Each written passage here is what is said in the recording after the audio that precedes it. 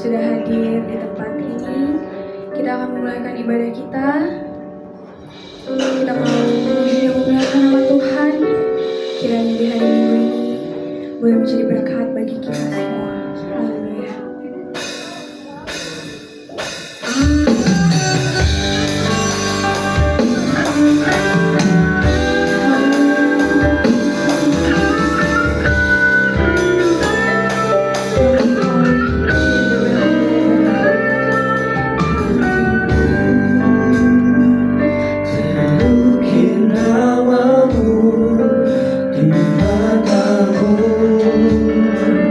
Terlukis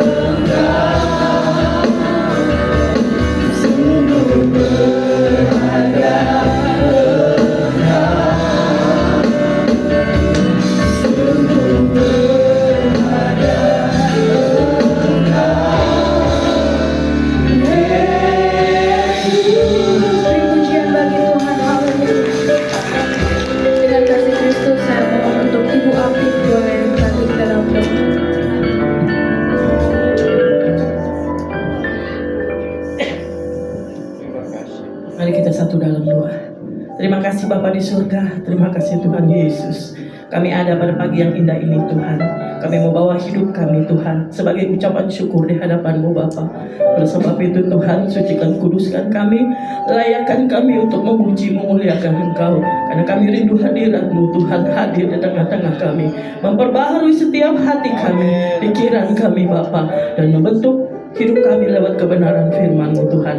Antar umat-umat-Mu yang dalam perjalanan Tuhan, berkumpul bersama-sama dengan kami pada pagi yang indah ini, memuji memuliakan Engkau, dan beri kami hati yang haus dan lapar Tuhan akan kebenaran firman-Mu, akan hadirat-Mu Bapa. Karena itulah yang akan menyegarkan jiwa kami Tuhan, itulah yang akan memulihkan kehidupan kami Bapa, dan itu yang akan menolong hidup kami Bapa. Hadirat-Mu Tuhan di dalam kehidupan kami terus memperbarui hati kami hari lepas hari, dan kami boleh tetap kuat di dalam Engkau. Kami menjadi lebih daripada pemenang Tuhan. Di setiap apapun yang Tuhan izinkan terjadi di dalam kehidupan kami, kami boleh tetap kuat di dalam Engkau, karena tangan-Mu tidak akan pernah melepaskan kami Tuhan. Engkau selalu menuntun hidup kami Bapa. Terima kasih Tuhan buat semua kebaikan yang sudah Tuhan kerjakan di dalam kehidupan kami. Terima kasih buat pertolongan-Mu yang ajaib. Terima kasih buat pengampunan yang masih Tuhan beri di dalam kehidupan kami. Dan kami mau pakai Tuhan setiap kesempatan yang masih Tuhan beri untuk kami memperbaiki hidup dan diri kami di hadapan-Mu, sehingga kami boleh menjadi pribadi yang layak Tuhan di hadapan-Mu. Terima kasih Bapa di surga. Kami yakin dan percaya urapan Allah ada di tengah-tengah pelayan-pelayan-Mu di tempat ini Tuhan. Hikmat marifat Allah, dan kami Tuhan yakin dan percaya kemuliaan Allah akan dinyatakan di tempat ini. Lewat ibadah kami tidak pulang dengan sia-sia Bapa. Ada kekuatan yang baru yang kami terima Tuhan pada pagi yang indah ini. Sebab itu kami memberi hati kami yang terbaik di hadapan-Mu Bapa. Terpujilah nama-Mu Tuhan di dalam kehidupan kami. Kami Tuhan serahkan ibadah kami Tuhan, dari awal pertengahan sampai pada tamatnya Bapa. Hanya kuasa Roh Kudus yang kami izinkan bekerja di tengah-tengah ibadah kami, sehingga semua Tuhan boleh menjadi kemuliaan bagi nama-Mu. Terpujilah nama-Mu Bapa di dalam hidup kami. Kami sudah berdoa dan mengucap syukur. Haleluya, puji Tuhan. Haleluya. Ada haleluya saudara-saudara. Yang suka cita boleh lambaikan tangannya, boleh salam kiri kanannya. Haleluya. Kita mau memuji dan memuliakan nama Tuhan.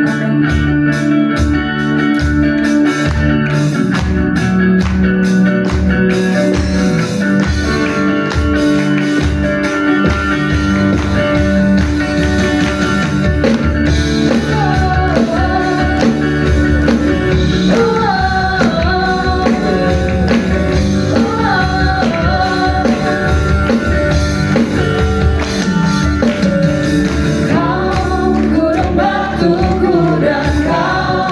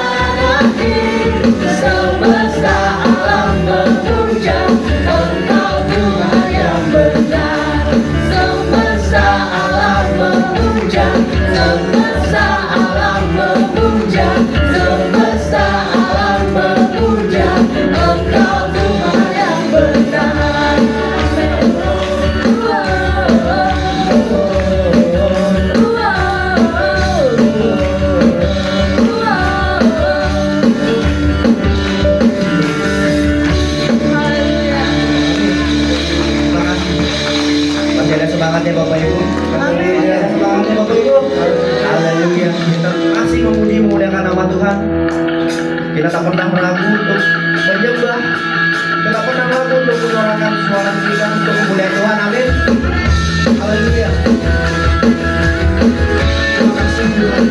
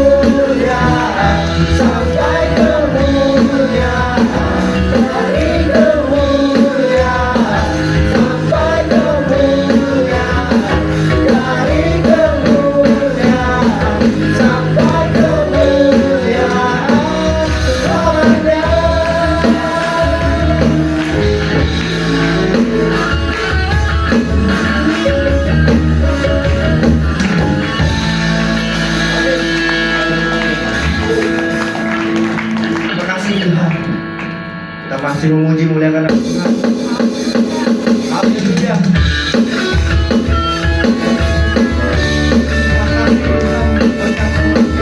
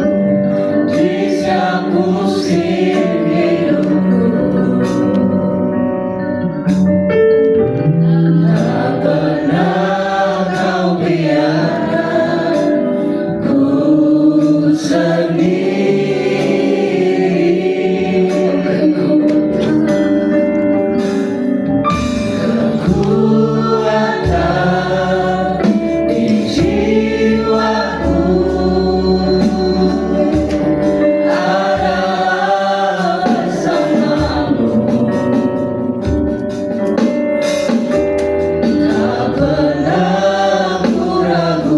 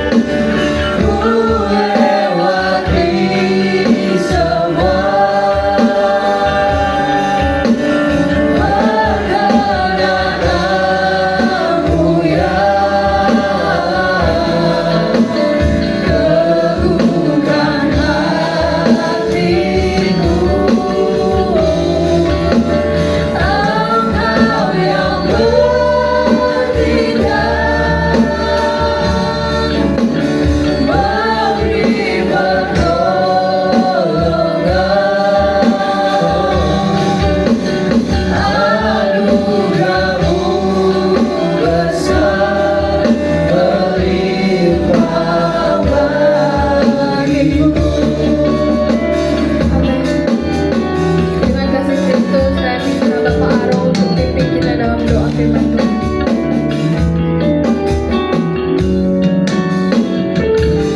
Haleluya, haleluya. Terima kasih Tuhan, keberadaan kami semua karena anugerah Tuhan. Kami mengucap syukur pada siang pagi hari ini. Kami bisa memuji Allah. Kami bisa menyembah Tuhan lewat puji-pujian ini, anugerah buat kami. Terima kasih Tuhan, Engkau terlalu baik di dalam kehidupan kami. Apa yang telah kami naikkan kepada Tuhan, kami rindukan semua itu menyenangkan hati Tuhan. Karena kami tahu Tuhan ada di tempat ini. Allah melawat setiap kami. Engkau mengerti setiap keberadaan kami pada siang hari ini Tuhan. Apa yang menjadi beban kami, Allah mengetahui. Kami datang kepadamu karena di dalam Yesus ada jawaban yang pasti dalam setiap permasalahan hidup kami. Terima kasih Tuhan. Terima kasih buat lawatanmu untuk kami pagi ini. Sebentar kami akan mendengarkan firman Tuhan. Berbicaralah untuk kami Tuhan, karena kami perlu firman-Mu. Firman-Mu akan menerangkan jalan-jalan kami. Firman-Mu akan menyelesaikan permasalahan hidup kami.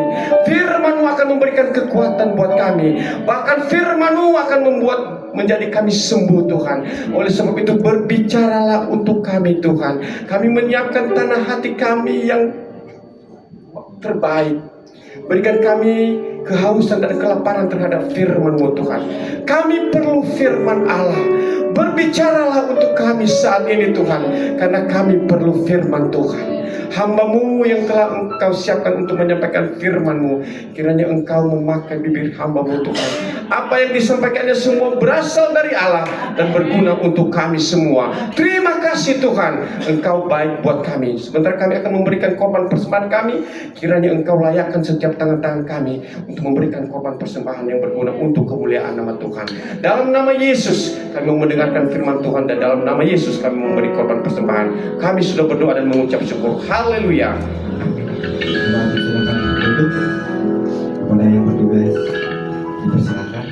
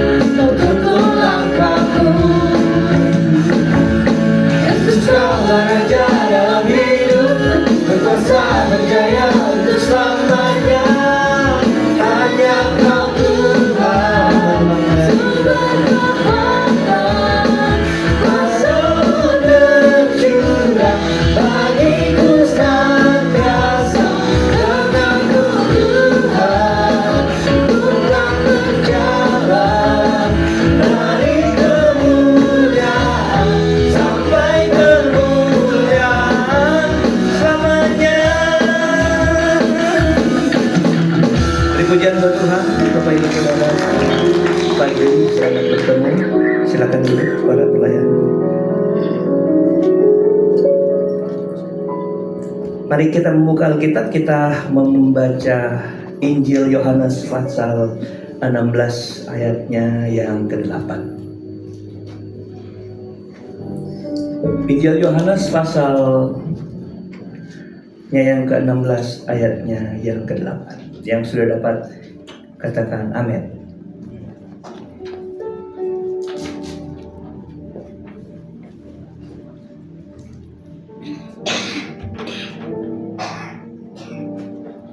Oke, sudah dapat? Sudah ada amin dari tadi? Kita baca ayat 8 sama-sama dengan suara yang terbaik. Ini masih dalam firman tentang Roh Kudus dalam hidup orang percaya.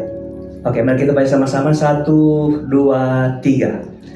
Dan kalau Ia datang, Ia akan menginsafkan dunia akan dosa, kebenaran, dan penghakiman. Judul khotbah saya adalah penginsaf dunia. Ya, Bapak Ibu Saudara yang diberkati Tuhan. Supaya jelasnya saya ingin membacakan ayat 7 sebelumnya sampai ayatnya yang ke-11. Ayat 7 gini. Namun benar yang kukatakan ini kepadamu adalah lebih berguna bagi kamu jika aku pergi. Sebab jikalau aku tidak pergi, penghibur itu Roh Kudus itu tidak akan datang kepadamu. Tetapi jikalau aku pergi, aku akan mengutus Dia kepadamu. Ayat 8 tadi. Dan kalau Ia datang, berarti yang datang siapa? Penghibur, yaitu Roh Kudus. Kalau Roh Kudus datang, Ia akan menginsafkan dunia akan dosa, kebenaran, dan penghakiman. Penjelasan tentang 3 hal yang diinsafkan, ayat 9 dan 10 sampai 11. Akan dosa, karena mereka tetap tidak percaya kepadaku. Akan kebenaran, karena aku pergi kepada Bapa dan kamu tidak melihat aku lagi. Akan penghakiman, karena penguasa dunia ini telah dihukum. Nah, Bapak Ibu Saudara yang diberkati Tuhan, Yesus menghibur murid-muridnya yang merasa kehilangan, yang akan ditinggal dengan kalimat Dia akan mengutus seorang penolong yang lain, yang kita sudah bicara beberapa kali pertemuan dengan saya, yaitu Roh Kudus. Nah, dalam konteks ini Yesus katakan bahwa kalau Roh Kudus itu datang, Ia katanya apa? Akan menginsafkan dunia. Apa itu menginsafkan? Menginsafkan. Saudara pernah menginsafkan seseorang? Pernah? Masa nggak pernah? Pernah lah, pernah. Hah? Pernah. Misalnya siapa yang Anda insafkan? Hah? Bu Irma? Anak. Kenapa anak diinsafkan? Karena dia salah. Jadi insaf itu apa? Menyadarkan seseorang atas kesalahan. Dalam kata Yunani, saudara, kalau Ibrani-nya paling lama, Yunani itu kata menginsafkan ditulis dengan kata elenko. Elenko itu berarti menyingkapkan kebenaran. Tadi lu salah, nih gue kasih tahu yang benar. Nah itu membuktikan kesalahan, lu salah. Nah, itu menginsafkan dan meyakinkan hati akan kenyataan yang sebenarnya. Jadi itu membuat orang sadar, oh saya salah nih, oh yang benarnya begini. Itu elenko, saudara. Nah, sampai di sini ini biasa aja karena saudara udah tahu, saudara. Yang menjadi pertanyaan saya di kalimat yang saya baca, ulang. Karena saya udah bilang saya mau khotbah tentang Roh Kudus, perannya di dunia ini, dan saya tertekun untuk ayat 8 di Yohanes pasal 16 ini. Yaitu, Ia akan menginsafkan dunia. Pertanyaannya adalah kenapa yang diinsafkan dunia? Bukankah yang perlu insaf adalah manusia? Ya, untuk apa dunia diinsafkan? Sementara yang penting adalah manusia. Nah, ini kan jadi pertanyaan buat kita. Apa hubungannya dunia? Kan lebih penting Tuhan mati di kayu salib bukan untuk dunia, tapi untuk siapa? Untuk manusia. Nah, Bapak Ibu Saudara, ini saya bahas cuma 2 hal saja hari ini, yaitu pertama kita membicarakan tentang mengapa yang diinsafkan dunia, yang kedua mengapa 3 hal ini yang diinsafkan. Oke, mengapa dunia itu diinsafkan? Kalau saudara bicara dunia, saudara jangan pernah samakan itu dengan bumi. Ya, benar nggak? Waktu Tuhan bilang, kalau ayat Alkitab itu diperas, saudara dapat satu ayat saja. Kalau Alkitab yang 199 pasal, berapa buku? 66 itu bikin satu ayat, saudara. Bikin satu ayatnya Alkitab jadi satu ayat. Ayat mana kira-kira yang boleh kita bikin Alkitab? Yohanes 3 ayat 16. Apa itu dia punya bunyi? Coba, yang sudah hafal. Ini yang lahir sekolah minggu dan sekolah udah pas tahu yang 19 ini. Udah di luar kepala ini. Saking di luar nggak tahu saudara bunyinya. Apa?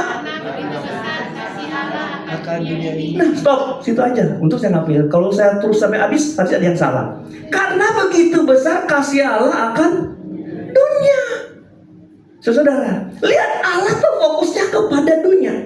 Jadi kalau bicara dunia, ini bukan bicara bumi. Dunia itu bicara sistem.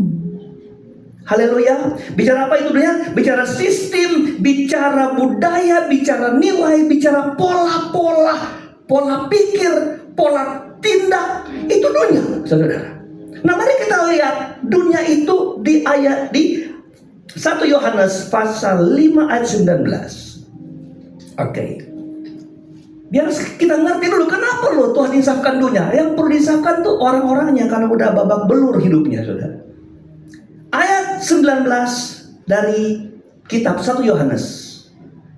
Kita tahu bahwa kita berasal dari Allah dan perhatikan ini, seluruh dunia berada di bawah kuasa si jahat. Jadi dunia ini sudah berada di bawah kuasa si jahat. Kira-kira si jahat itu siapa? Iblis. Berarti kalau dunia bicara sistem, dunia bicara pola, dunia bicara budaya. Berarti budaya, sistem, dan pola adalah budaya, sistem, polanya si iblis. Coba lihat kita orang yang tinggal di dunia. Kenapa Tuhan mengisapkan dunia? Karena selama kita masih di dunia, kehidupan kita yang rapuh, yang gak ada kekuatan ini, itu pasti otomatis terpengaruh oleh dunia. Jadi kita cuman apa?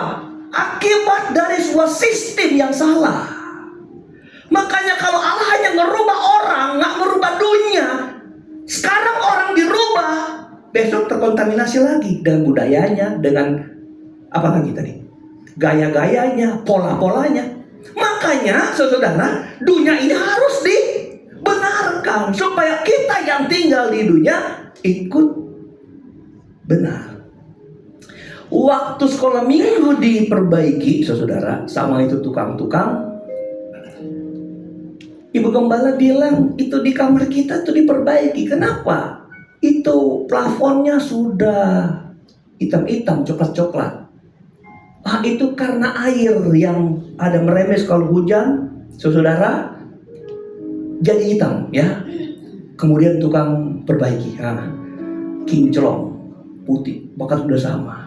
Sekarang kalau saudara nggak percaya, saudara boleh buktikan nanti datang habis ibadah ini. Tapi sudah coklat lagi. Kenapa dia coklat? Sumbernya nggak diperbaiki, bocor airnya nggak diperbaiki, sampai plafonnya tetap hitam. Yang putih tak plafon, yang plafon itu jadi hitam. Halo, paham saudara? Ngerti? Kalau diperbaiki, sumbernya diperbaiki, sampai kapanpun nggak bakal hitam. Dunia ini perlu campur tangan Tuhan.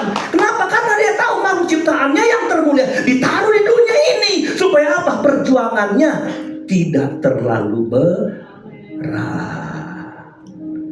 Sampai sini paham saudara? 1 Yohanes 12 ayat 31 saya baca. Ini kata-kata Tuhan sendiri. Injil Yohanes pasal 12 ayat 31. Sekarang berlangsung penghakiman atas dunia ini. Tahan. Waktu Yesus ngomong ini tahun berapa itu? 2000 tahun lalu. tahun belum dihitung. Karena hitungan almanak, hitungan almanak ya, kalender itu disebut almanak. Kenapa almanak? Karena diambil dari kata almasi. Makanya hitungan tahun itu dimulai dari tahun ketika Yesus lahir. Yesus sebagai almasi, dihitunglah tahun. Jadi pas Yesus lahir disebut tahun 1. Sayang, tahun almanak dihitung setelah 4 tahun umur Yesus. Begitu kira-kira yang saya nyontek dari pelajaran itu. Tapi berarti Yesus waktu itu ngomong umur 33 tahun, itu tahun berapa? Nah, mungkin seperti itu. Maaf kalau saya salah, tapi yang maksud saya, begitu jauh sama Yesus aja, Tuhan sudah ngomong apa? Perhatikan, dia sudah ngomong gini, sekarang, berarti waktunya dia toh? Waktunya dia tuh, bukan sekarang yang ini, bukan. Sekarang yang waktu Yesus ngomong. Apa itu dia bilang? Penghakiman atas dunia ini sedang berlangsung. Jadi dunia sedang dihukum. Apa? Titik 2. Sekarang juga penguasa dunia ini akan dilemparkan keluar. Jadi dunia ini masih zaman Tuhan, sudah dalam penguasa, dalam kekuatan kuasa si jahat. Itu sebabnya kenapa Tuhan berperkara dengan dunia ini. Karena dia mau tolong kita supaya pengaruhnya tidak mempan atas kita. Haleluya. Haleluya. Kurang haleluya ini. Haleluya. Saudara, ini tengah karena saya khotbah atau karena firman, saudara? Halo. Amin. Haleluya, saudara-saudara. Aduh, saudara, ini kenapa saudara enggak? Ada seperti Mat bilang, Om, kalau Om, aduh sebenarnya kerja kita bisa 1000 orang ini, Om. Kenapa? Kalau Om khotbah harusnya harus 1000 orang gitu, saudara. Biarlah kita aja. Asal kita kerja yang sedikit ini, perhatian terhadap khotbah. Benar nggak, saudara? Itu bukan saya ngomong. Itu Om kalau dibandingkan sama itu pendeta yang terkenal setiap hari keluar di TV, masih enakan dengar khotbah Om, begitu kan, saudara. Tapi pertanyaannya gini, kenapa dia punya cuma 1000 orang, kita cuma 100 orang, saudara? Tuhan, cuma ini yang Tuhan percayakan ya ini. Tapi ada satu bapak ngomong begini sama saya, Pak, mau nggak jemaatnya 1000 orang? Oh, mau dong. Enggak, sorry. Saya tertegun, Tuhan sanggup nggak? Gitu. Bukan mau. Saya baru maunya sekarang. Makanya saya mau panggil bapak itu besok. Ayo Pak, karena dia punya trik. Punya trik dia, mau banyak orang. Saya mau kumpulin, saudara. Ayo kita kerjakan. Siapa takut? 10.000 orang. Yang takut saudara, ya kan? Karena waktu siapa datang duluan, dia dapat duduk, yang lain nggak dapat tempat duduk. Amin. Maksud saya dengan khotbah baik-baik, saudara. Haleluya. Respon dong. Waktu pendeta almarhum, udah lupa saya namanya, dia khotbah di Korea, saudara. Dia baru naik mimbar. Dia baru bilang haleluya, terima kasih. Kenapa jemaatnya pada ribut bisik-bisik? Dia nggak ngerti apa nih ngomongin saya nih. Wah, tapi dia sadar, Om Lapian, referan. Dia bilang gini, bukan main. Itu sebabnya saya baru berdiri di mimbar. Saya telah merasakan kuasa Tuhan yang besar. Kenapa? Cuma begini, haleluya, puji Tuhan, haleluya, puji Tuhan. Mereka nunggu itu firman yang berkuasa. Beda di Indonesia. Untuk Obaja nggak di Indonesia, beda di Indonesia. Siapa nih? Ngomong apa nanti dia? Tampilnya dia jelek. Dasinya aja bengkok. Makanya saya nggak jarang pakai dasi. Jadi, apa dia? Waduh, lain di Korea, saudara. Makanya Chonggi punya gereja besar, saudara. Pendeta mau dari mana, kek, saudara? Kanisa, haleluya. Oh Tuhan, haleluya. Kita, haleluya. Bangun jam 10. Hari Minggu lupa gereja, saudara. Kelamaan haleluya di rumah, saudara. Gitu kita mau dengar khotbah. Tuh, 3 kan yang amin. Amin. Haleluya. Jadi kenapa yang diinsafkan Roh Kudus adalah dunia? Kenapa? Karena Roh Kudus mau bongkar fondasinya, bongkar biangnya. Haleluya. Baru kemudian perorangan dibentuk. Sampai situ aja. Kita pindah ke kedua.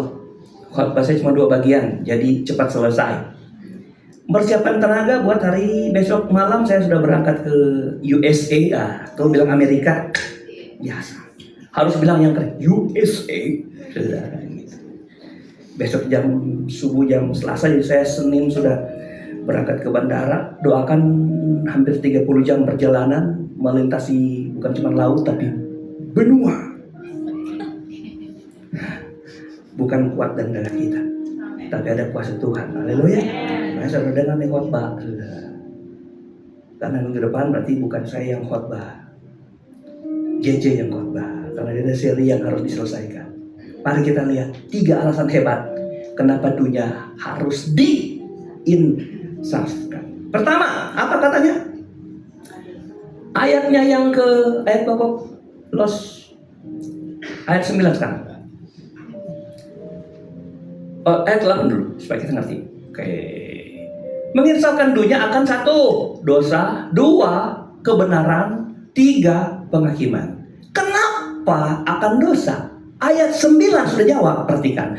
Akan dosa karena mereka tetap tidak percaya kepadaku.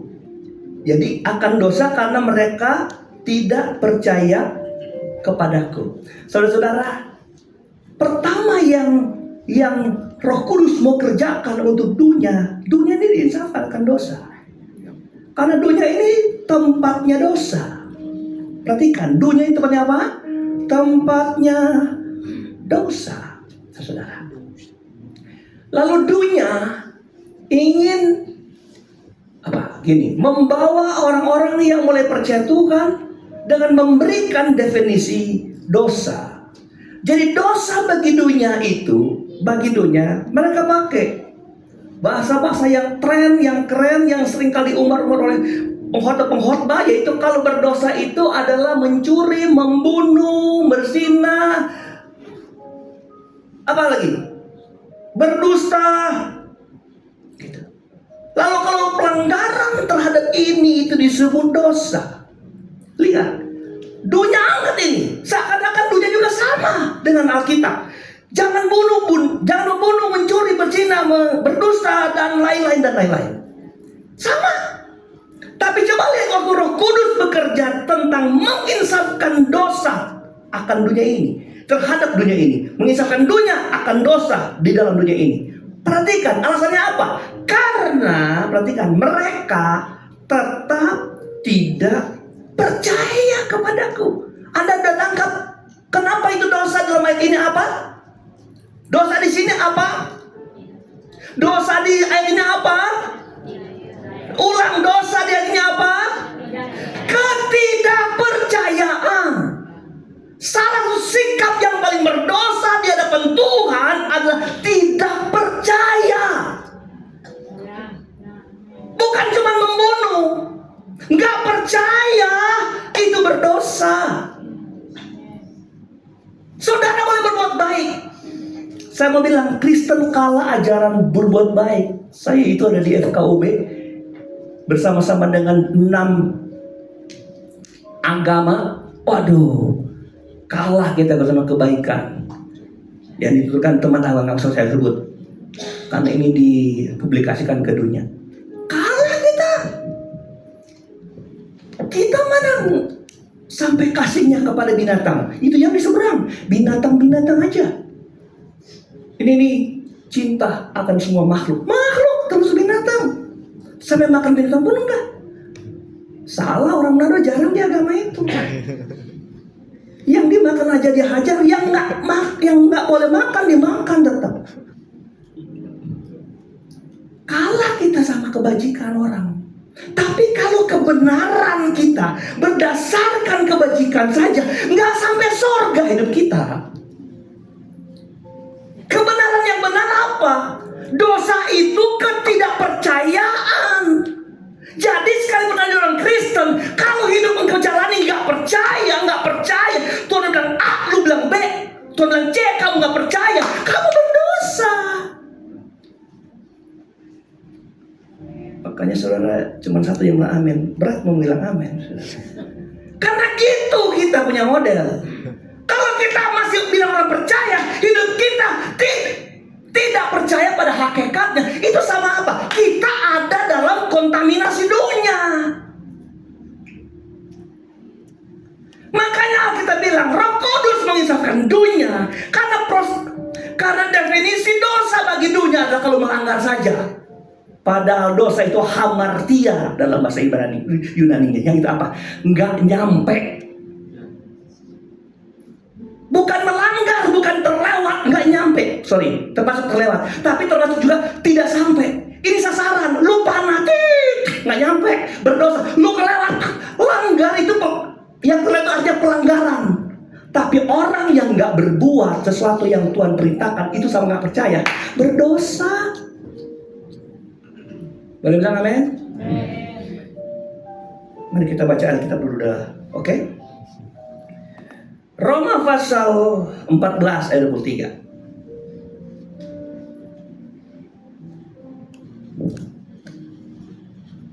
Dosa itu memisahkan kita dengan Tuhan, amin. Jadi kalau saudara nggak percaya sama Tuhan, kita hidup terpisah. Sekalipun kita orang baik, tidak pernah bikin kesalahan. Udah, Roma pasal 14 ayat 23. Perhatikan. Tetapi barang siapa yang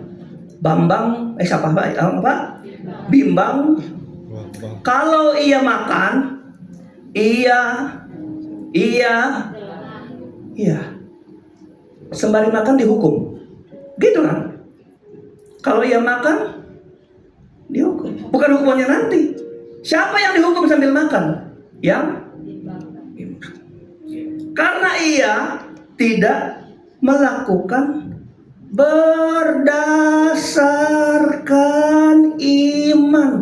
Yang kita nggak lakukan beriman, itu namanya kita sedang bimbang. Jangan kau bimbang dan ragu. Ada yang nyelotok juga.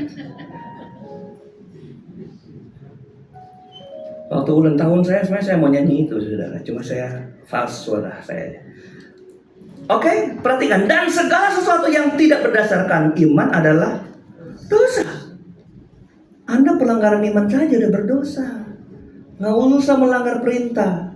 Hari Kamis sholat apa? Ayat mana? Ayat berapa? Ayat apa? Sholat hari Kamis? Oh, jangan ada hari Kamis.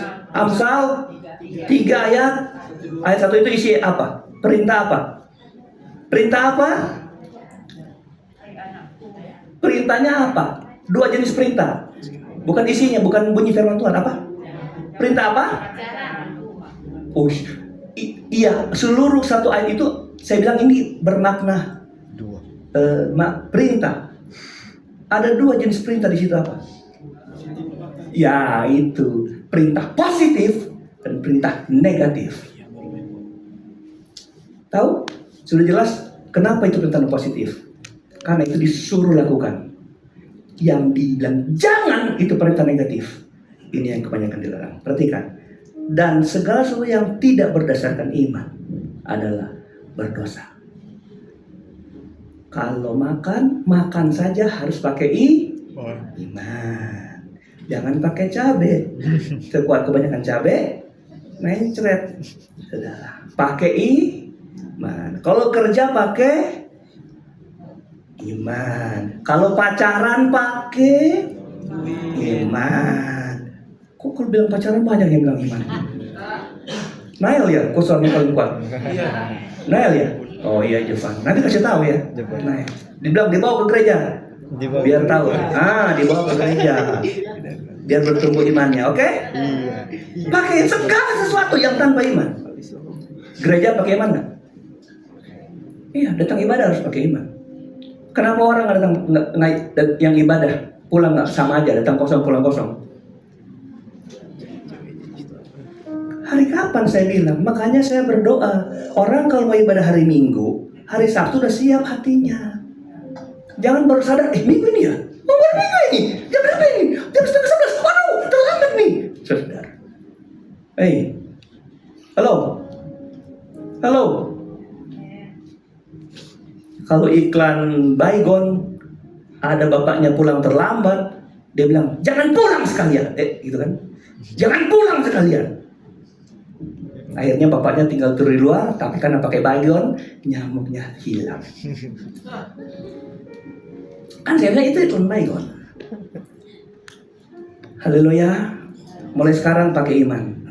Karena ini yang menjadi masalah Roh Kudus ada ke dunia. Tuhan mau berperkara dengan dunia. Karena ada banyak orang tidak sekali melakukan itu. Yohanes 3 ayat 18. Roma 3:23. Barang siapa percaya, Yohanes 3 ayat dulu. Yohanes 3:18. Barang siapa percaya kepadanya, ia tidak dihukum. Barang siapa tidak percaya, ia telah dihukum karena ia tidak percaya kepada Anak Tunggal. Dihukum itu nggak perlu berbuat dosa. Nggak percaya Tuhan dihukum. Amin.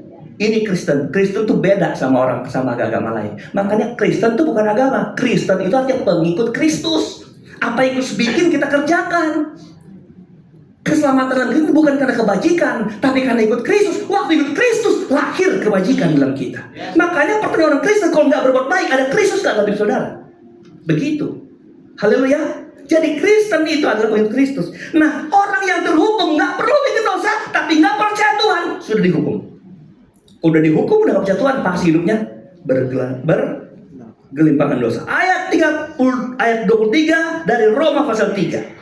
Sebab semua orang telah berdosa dan telah kehilangan kemuliaan Allah. Bapak Ibu Saudara, waktu kepenuhan Roh Kudus di Loteng Yerusalem, ada khotbah yang menggemparkan dari Petrus, rasul-rasul pada zaman itu. Mereka berkhotbah dengan berani pertama di Loteng Yerusalem. 120 orang kepenuhan Roh Kudus.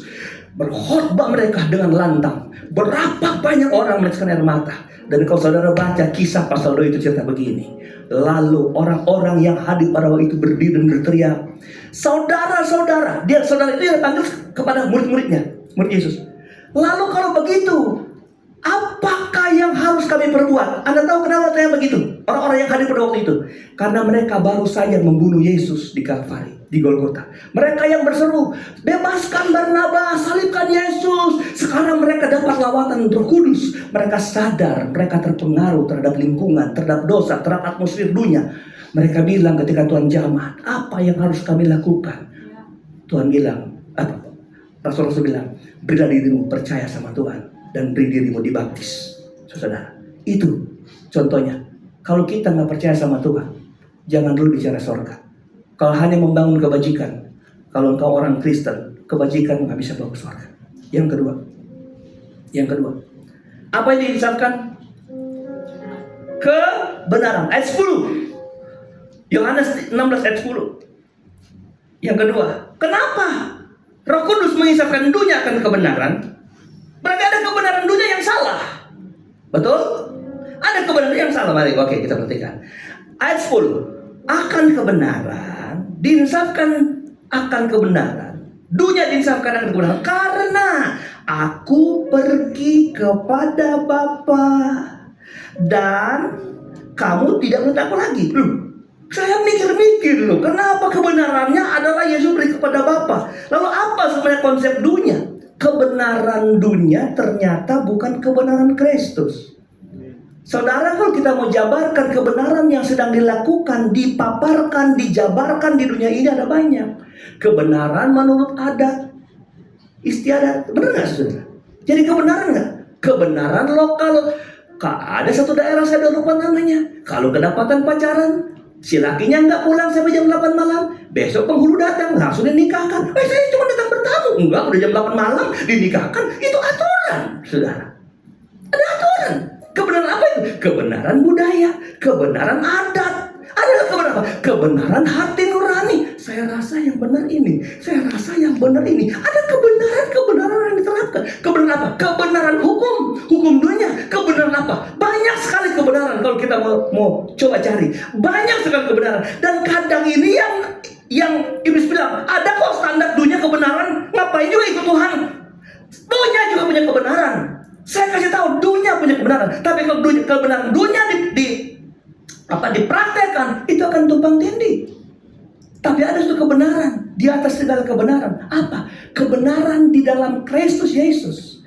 Kenapa Tuhan bilang kebenaran? Karena aku pergi kepada Bapa. Dia ngasih tahu gini, kalau kamu percaya sama aku itu kebenaran. Kamu kamu nggak kecewa. Kenapa? Karena aku bukan di dunia ini, aku di sorga. Makanya yang dia angkat adalah aku pergi kepada Bapa. Itu kebenaran yang hakiki, kebenaran yang tidak mungkin berdusta. Itu kebenaran Tuhan.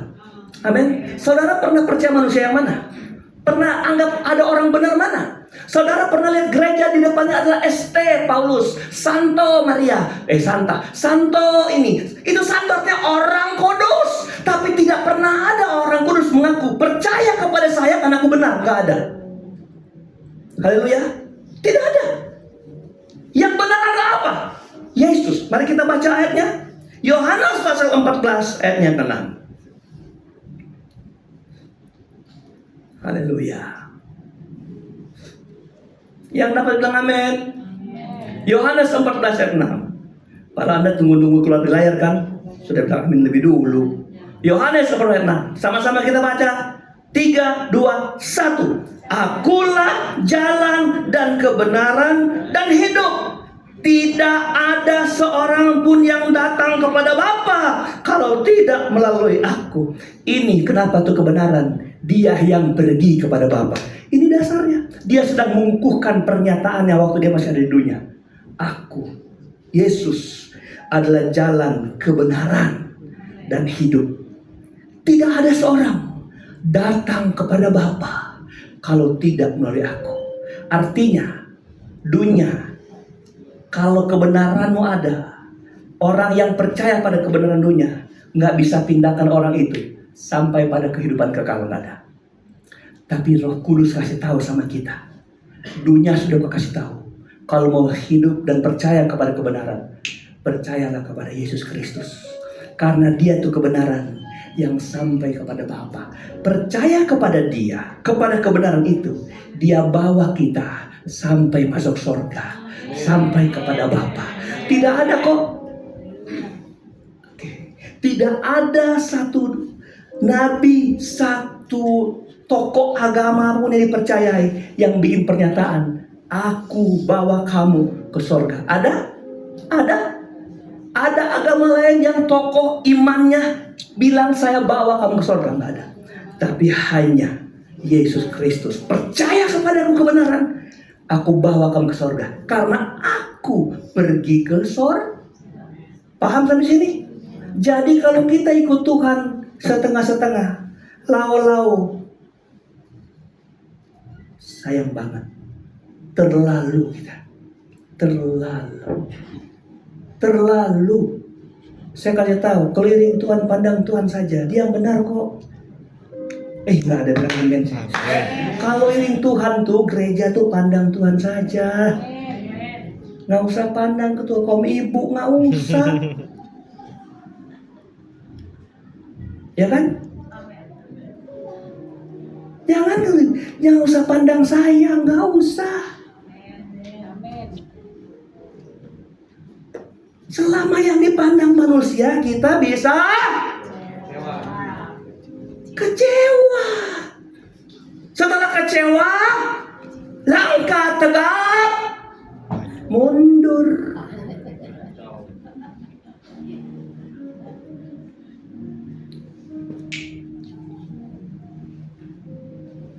Kalau karena kecewa, atur jadwal minggu pertama saja, minggu berikut.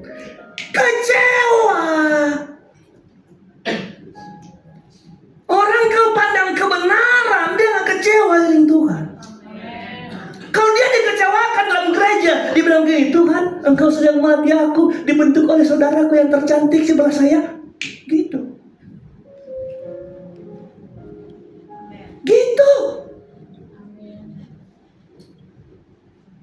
Haleluya. Saya tanya, telur ayam yang bikin picak telur tetangganya siapa? Sesama telur. Jadi kalau ada satu ibu satu digesek-gesek, memang bagian telur ayam itu nyenggol telur ayam. Berdoalah Tuhan supaya saya nggak jadi telur yang pecah. Gitu jadi orang. Karena kalau anda keluar dari tempat telur, jatuh lebih picah lagi, saudara. Iring Tuhan, pandang kebenaran. Pandang kebenaran. Kalau anda kecewa, kan sudah dilatih. Makanya ini nggak jadi 1000 jemaat nih, saudara. Nggak apa-apa. Ada di Alkitab orang yang selalu rasa diri benar. Siapa dia? Siapa mereka? Iya, Peter. Siapa mereka? Orang Farisi. Apa Tuhan bilang mereka itu orang Farisi? Mereka bak itu bagaikan. Mereka bagaikan. Salah. Bagaikan apa?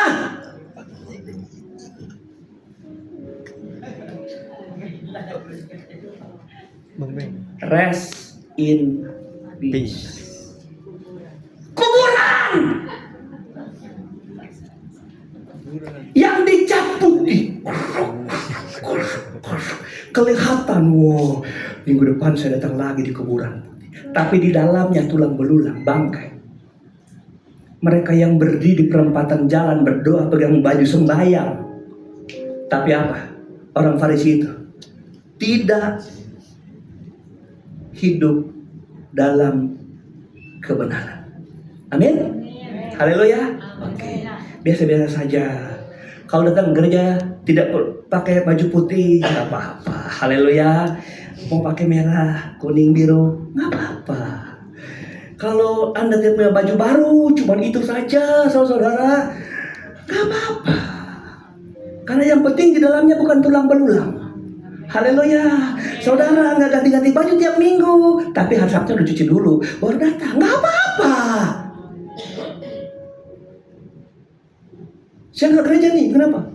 Tiap minggu itu baju, tiap minggu beliin baju baru. Kamu suami beli baju aja nggak bisa. Saudara, dengar, Tuhan mau tilik kebenaran tuh di dalam hati. Kolose pasal 2. Kolose pasal 2 boleh juga. Banyak ayat ini, saudara. Wahyu aja. Sorry. 2 Korintus 5 ayat 21. Oke. Bunyinya, dia yang tidak mengenal dosa telah dibuatnya menjadi dosa. Siapa dia yang dibikin dosa padahal nggak berdosa? Tuhan Yesus. Kenapa dia mau menerima dosa padahal dia nggak pernah berdosa? Karena kita. Dia jadi karena kita. Supaya apa? Di dalam dia, di dalam Yesus yang mati, yang mikul dosa kita, yang nggak benar, supaya dalam dia kita apa? Dibenarkan oleh Allah. Hebat bukan? Haleluya. Kita nggak bisa benar di luar Tuhan Yesus. Yang ketiga, Roh Kudus menginsafkan dunia akan penghakiman. Lihat ayat 11. Sudah ada? Penghakiman. Akan penghakiman karena penguasa dunia ini telah dihukum. Karena penguasa dunia ini telah dihukum. Apa hubungannya penghakiman dengan kuasa dunia ini telah dihukum? Ada banyak, bahkan ada satu sekte di zaman itu yang percaya, ada percaya yang tidak percaya ada neraka. Tidak percaya, saudara. Tidak percaya ada penghakiman. Tidak percaya ada malaikat. Di zaman itu sekte berjalan kuat. Tapi ada kebenarannya. Roh Kudus mau kasih tahu. Salah satu dasar iman kita adalah bahwa penghakiman itu bukan omong kosong. Halo? Penghakiman itu omong kosong. Makanya ada ayat kita bilang begini. Hai anak-anakku, perbuatlah apapun menurut kehendak hatimu. Bikin saja menurut kehendak hatimu. Mau bikin apa? Kau punya hati mau apa? Bikin. Tapi ingat, satu waktu semua yang kamu buat akan dihadapkan di pengadilan Tuhan. Ini bukan omong kosong. Banyak orang tidak mau datang sungguh-sungguh sama Tuhan. Ini salah satu kendala. Ngapain? Kau sekarang hiduplah. Setelah mati habis perkara. Siapa bilang habis perkara? Ada kehidupan setelah mati ini. Ada kehidupan, dan penghakiman neraka itu bukan omong kosong. Saudara, Kolose pasal 2 ayat 15.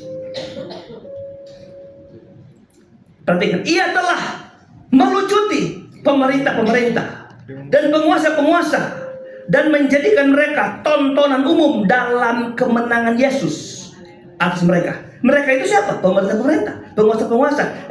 Jangan pulang bilang pemerintah-pemerintah itu Prabowo. Jangan, bukan itu. Penguasa-penguasa. Oh itu tuh Raja Inggris penguasa kan? Itu RT, itu pemerintah. Bukan. Alkitab bilang begini, lawan kita bukan darah dan daging, tetapi penguasa-penguasa di udara, pemerintah-pemerintah di udara. Itu apa? Kuasa-kuasa setan, kuasa-kuasa kegelapan. Waktu Yesus mati di Kalvari, dia bilang tuh kuasa dari iblis itu telah dikalahkan dan jadi tontonan. Sekarang kita penonton terhadap kekalahannya iblis. Haleluya. Anda lihat, iblis kalau neraka itu dibuat Tuhan untuk supaya apa? Cuman satu kok neraka. Neraka itu dibuat Tuhan untuk apa? Iblis. Tidak untuk manusia. Tapi kalau ada manusia masuk neraka, itu karena ngikut iblis. Nah lihat, waktu kita terima kemenangan Tuhan, kita penonton atas mereka yang sedang berjalan ke neraka. Jangan pindah jalur, sayang banget. Ini bukan omong kosong, saudara. Iring Tuhan tahu di mana lainmu, di mana jalanmu, saudara. Supaya kau jangan pindah jalur. Buat Anda ke neraka. Dengar, waktu Anda pindah jalur, cara-caranya adalah apa? Engkau sudah nggak mulai percaya Tuhan. Tuhan bilang engkau pasti diberkati. Engkau pasti, engkau pasti. Saudara, Anda nggak percaya. Tapi Tuhan kasih tahu, percaya sama Tuhan. Waktu kita mulai nggak percaya, kita sudah mulai ikut iblis. Kamu mau diberkati kalau minggu tiap hari minggu di gereja. Kamu mau diberkati. Mana daganganmu laku kalau minggu nggak buka dagangan? Mana? Itu setan. Saya sudah bilang, Tuhan melarang kita bekerja, tapi jangan curi waktu Tuhan. Masa cuma 1, 9 Anda punya, Anda masih mau curi 1? Siapa yang hadir? Yang pendeta Yehova, topiknya perpuluhan, ya kan? Saya tidak pernah khotbah lama. Masa Anda cuma 1? Anda dapat 9 masih nyuri 1? Masa Tuhan kasih 7 1 hari buat Tuhan? Anda masih nyuri, Anda makan semua. Bahkan 1 minggu hari ibadah itu bukan 1 hari, 2 jam. Itu pun kalau engkau nggak tidur setengah jam. Ya Ben? Hei, itu loh cuma 2 jam. Habis itu lo buka dagangan, silakan, monggo. Engkau telah mendahulukan Tuhan. Ini, oh sorry, saya mau ini. Hei, ini saya kasih tahu tegas sama saudara. Engkau nggak ikut kebenaran Tuhan. Dan ini yang Roh Kudus kasih tahu sama kita. Itu tanda-tanda orang sudah mulai menyeberang. Dengar, cepat balik. Hanya firman Allah dan kebenaran yang bisa menguatkan kita. Amin. Haleluya. Jadi Roh Kudus akan mengisahkan kita bahwa kalau kita mulai hidup sembarangan, hidup sembrono, hidup hantam promo, nggak tahu mana harus benar, mana yang benar nggak salah. Ingat, ada penghakiman sedang menunggu kita. Itu sebabnya saya kasih tahu saudara, Roh Kudus masih bekerja sampai hari ini, dan Dia mau tolong kita, Dia mau berkati kita, Dia ingatkan kita akan dosa, Dia ingatkan kita akan kebenaran, Dia mau kita berpaut sama Tuhan, Dia mau kita pegang tangannya, biar Dia peluk kita dan bawa ke sorga. Karena kebenaran itulah yang sampai ke sorga. Kita yang masih di dunia ini jangan terpengaruh dengan apa? Dengan dunia, dengan sepak terjang dunia, gaya-gaya dunia, saudara, pola-pola dunia. Tapi kita mau ada bersama Tuhan. Di dalam Kristus ada kemenangan yang besar. Terakhir, Wahyu pasal 20 ayat 10. Wahyu 20 ayat 10. Mari pemain musik bisa datang ke depan. Wahyu 20 ayat 10. Oke, keluarkan di sini supaya kalian baca. Oke, 1, 2, 3. Dan iblis yang menyesatkan mereka dilemparkan ke dalam lautan api dan belerang, yaitu tempat binatang dan nabi palsu itu. Mereka disiksa siang malam sampai apa? Selama-lamanya. Iblis yang menyesatkan mereka. Ada yang disesatkan, yang akan dibawa iblis sama-sama ke tempat penyiksaan siang dan malam. Tapi kalau kita sudah tahu ini, kita memilih untuk terus ada di jalur surga. Jalan yang sempit tapi indah. Haleluya. Ada lagu Pantai Kosta dulu kan? Jalan sempit tapi indah. Itu yang nyanyikan nenek-nenek. Biar jalan berliku-liku, biar jalan bertubil-tubil, tapi ujungnya pada kehidupan kekal. Mari kita bangkit berdiri. Kita mau bilang terima kasih buat anugerah Tuhan yang ajaib. Kita bilang terima kasih. Saudara-saudara, Roh Kudus dalam pekerjaannya dia menyingkapkan dosa agar kita sadar kita butuh juru selamat. Dia menyingkapkan kepada kita sebuah kebenaran dan dia ingin tunjukkan kebenaran itu hanya di dalam Yesus Kristus. Dia menyingkapkan ke penghakiman supaya kita yakin bahwa kita tidak sedang berjalan kepada penghukuman kekal, tapi berjalan kepada surga yang Tuhan sudah siapkan bagi kita. Sebelum kita nyanyi, kita sembah Tuhan lagi. Sambil menyembah, engkau merenungkan kebenaran Tuhan ini. Sambil menyembah, engkau renungkan kebenaran ini. Tuhan, aku masih berbuat dosa. Aku masih ada dalam sistem dunia. Aku masih ada di pola-pola dunia. Aku masih ada dalam rumus kebenaran dunia. Benar menurut hati nurani, bagi saya itu benar. Benar menurut adat istiadat. Benar menurut satu kelompok. Hari ini kita patahkan semua itu. Kita pandang Yesus, dia yang benar. Hari ini Roh Kudus mau insafkan kita. Saudara, buka hati sama Tuhan. Kalau kita main-main, Tuhan Roh Kudus kasih tahu ada penghakiman yang sedang menunggu kita. Dan kita yang hidup di dalam kebenaran, hidup menjauhi dosa dan percaya terus kepada Tuhan, kita akan dapatkan perlindungan yang kekal dan luar biasa. Haleluya. Haleluya. Sembah Tuhan, sembah Tuhan. Tinggikan namanya, puji dia sebelum kita pulang, Bapak Ibu Saudara. Sembah dia, tinggikan namanya, bilang terima kasih ya Tuhan. Bukan kebetulan, bukan kebetulan kami ada, bukan kebetulan kami dengar firman Allah, bukan kebetulan kami ada hari ini, duduk di gereja ini Tuhan. Ini semua karena Allah mau kami berubah, karena Allah mau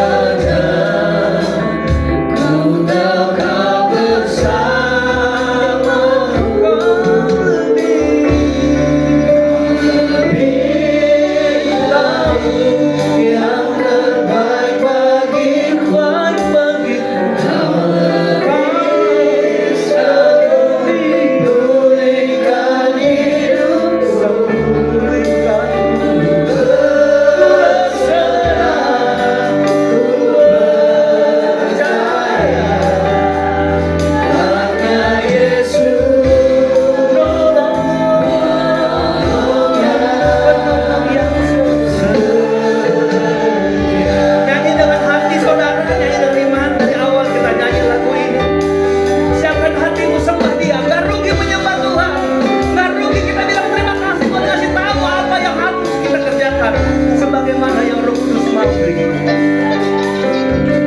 Jesus Tuhan,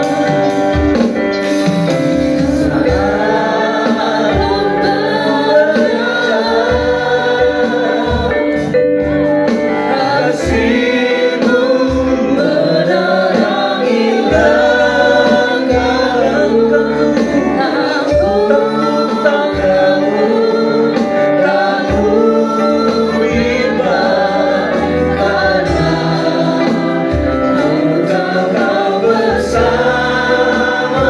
Dari awal nyanyi lagi.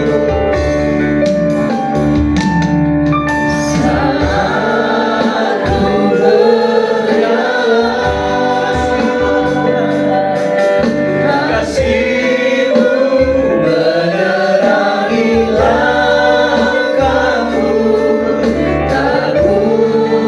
Tak pernah ku takut Tuhan ketika kasih-Mu berjalan bersama kami. Karena kami tahu Tuhan Kau bersamaku. Kau lebih tahu yang terbaik bagiku. Kau lebih sanggup pulihkan hidupku. Berserah, percaya.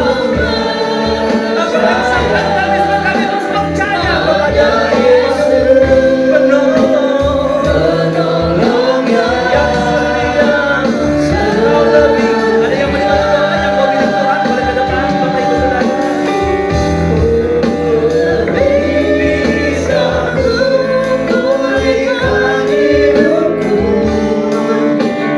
Berserah, percaya pada Yesus,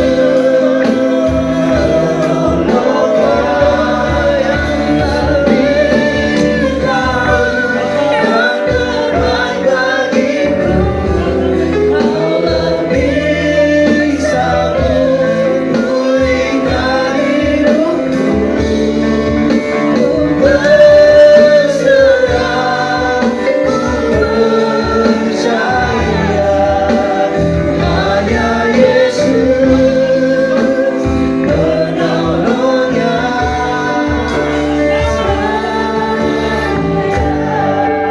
Kau lebih, amin, haleluya.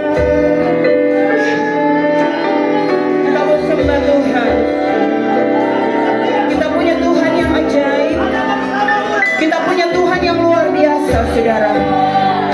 Jemaat Tuhan yang berdiri ataupun yang maju, saudara bisa angkat tangan saudara dan menyembah Tuhan. Kita mau naikkan Tuhan di pagi yang indah ini, di siang ini, saudara. Kita mau naikkan Tuhan yang luar biasa, supaya kita tidak pulang kosong, kita tidak pulang percuma, saudara. Tetapi ada kuasa Tuhan,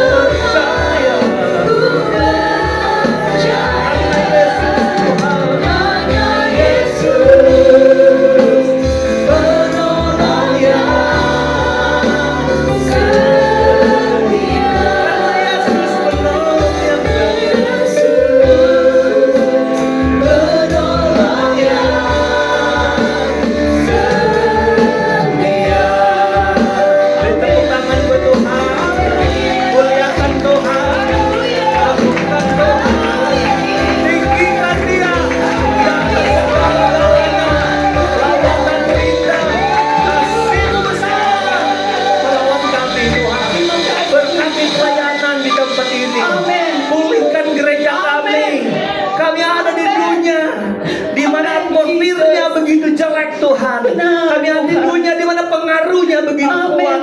Kami rindunya di mana karakter-karakter yang Tuhan juga mempengaruhi kami gereja. Tapi kami berharap, percaya kepada Tuhan. Hanya Tuhan yang bisa menolong kami gereja-gerejamu di sini. Ada berapa banyak umat Tuhan yang ada di sini Tuhan.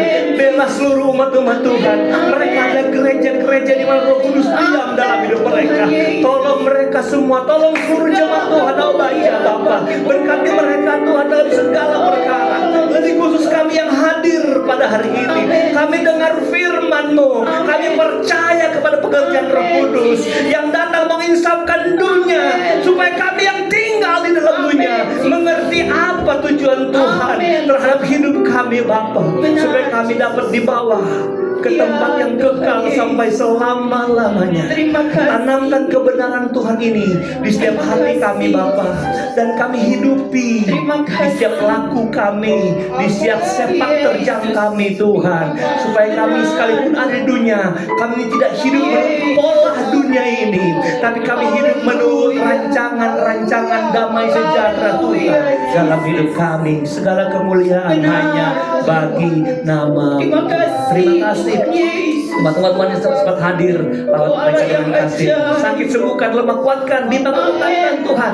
Kami di hari depan mereka akan sama-sama beribadah, memuliakan dan mengagungkan akan nama-Mu Tuhan. Terima kasih.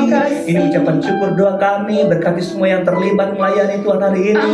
Baik worship leader, singer, pemain-pemain musik Tuhan, banners yang Allah, kolektan, bahkan aser. Benar, Yesus. Multimedia Tuhan Yesus, Tuhan memberkati dengan cinta kasih sayang Allah. Soundman Tuhan memberkati semua yang terlibat, dan kami semua yang hadir duduk bertepuk tangan memuji Engkau. Ada kuasa yang kami terima hari ini bagi kehidupan kami. Berkati langkah pulang kami, jauh dekat jalan kaki berkendaraan sama Tuhan, tolong dan kumpulkan kami minggu depan Tuhan.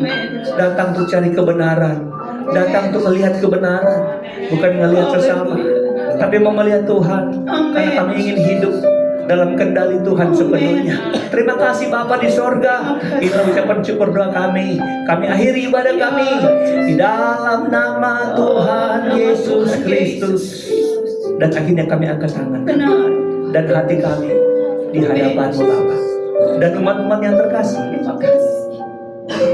pulang dan bawalah segala anugerah, damai sejahtera, kasih sayang, sukacita, penghiburan, kekuatan, serta urapan yang dari Allah Bapa, Putra dan Roh Kudus, di dalam kasih sayang, kemurahan Tuhan Yesus Kristus menyertai kita yang terus percaya, setia dari sekarang dan sampai selama-lamanya. Maranatha, Tuhan Yesus datang kembali. Haleluya, haleluya. Terima kasih Bapa di surga buat anugerah-Mu yang besar. Terima kasih buat kebaikan-Mu yang ajaib bagi kami.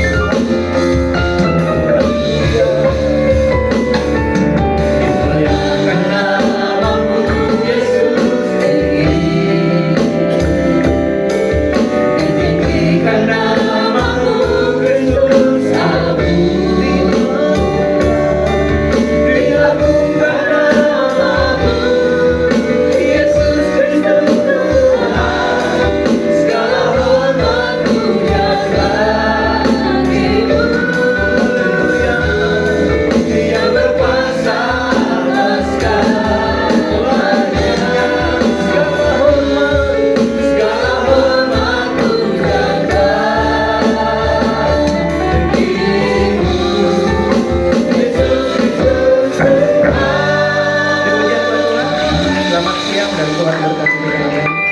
Haleluya.